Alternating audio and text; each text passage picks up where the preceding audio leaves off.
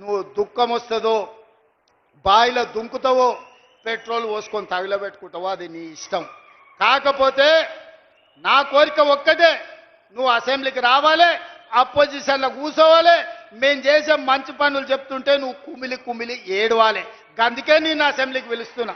నువ్వు చేసిన ద్రోహం ఏందో, నువ్వు చేసిన అన్యాయం ఏందో, నువ్వు పాలమూరుకు మొత్తం ఎడారిగా మార్చిందేందో, నువ్వు కట్టకుట్ట వదిలిన పాలమూరు, రంగారెడ్డి, కల్వకుర్తి, భీమా, నెట్టంపాడు, కోయిల్ సాగర్ ఈ ప్రాజెక్టులన్నింటినీ పూర్తి చేసే బాధ్యత నేను తీసుకుంటా.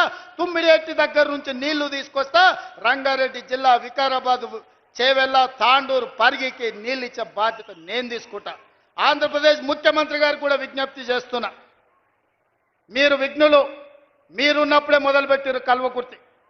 మీరు ముఖ్యమంత్రిగా ఉన్నప్పుడే ఈ జిల్లాల భీమా, నెట్టంపాడు, కోయిల్ సాగర్ ప్రాజెక్టులు వచ్చినాయి.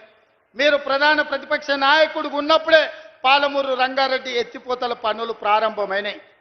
మరి మీరు ముఖ్యమంత్రిగా 10 ఏళ్ళు, ప్రతిపక్ష నాయకుడిగా 10 ఏళ్ళు ఉన్నప్పుడు మొదలుపెట్టిన ప్రాజెక్టులను మీరు అడ్డుకోవడం ఏ మేరకు న్యాయం? చంద్రశేఖరరావు గారు కట్టకపోతే చంద్రబాబు నాయుడు గారు అడ్డుకుంటే న్యాయమా?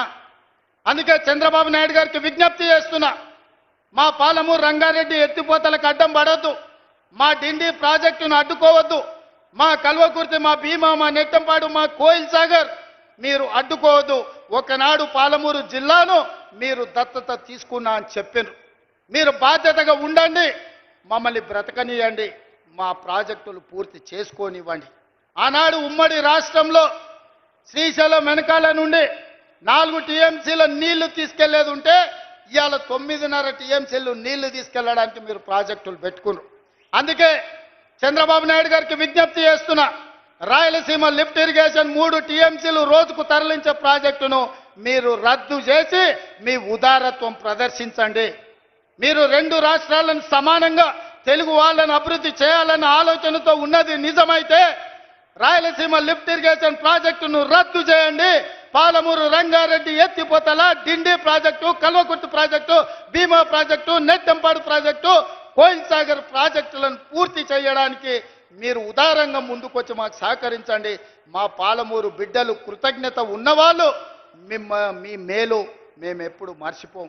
మీరు సహకరించకపోతే మేము చేసే విజ్ఞప్తులు చేస్తాం. మా విజ్ఞప్తులను మీరు వినకపోతే పోరాటం ఎట్లా చేయాలనో పాలమూరుకు తెలుసు. పాలమూరుకి పౌరుషం ఉంది, పోరాటం చేసి సాధించుకునే శక్తి ఉంది.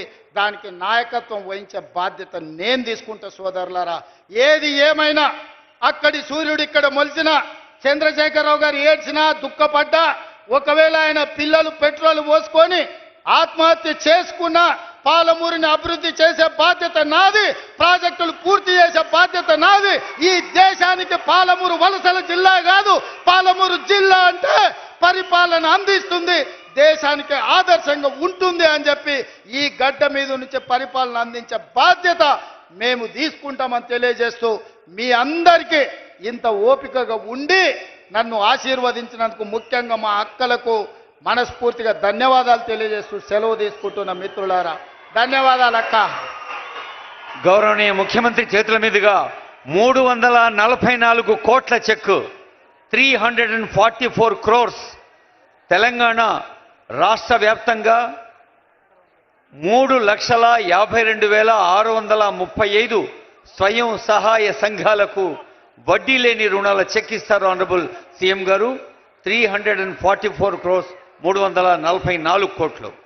ఆ తర్వాత ఆనరబుల్ జూపల్లి కృష్ణారావు గారు ముఖ్యమంత్రి గారి చేతుల మీదుగా ఇప్పిస్తున్నారు.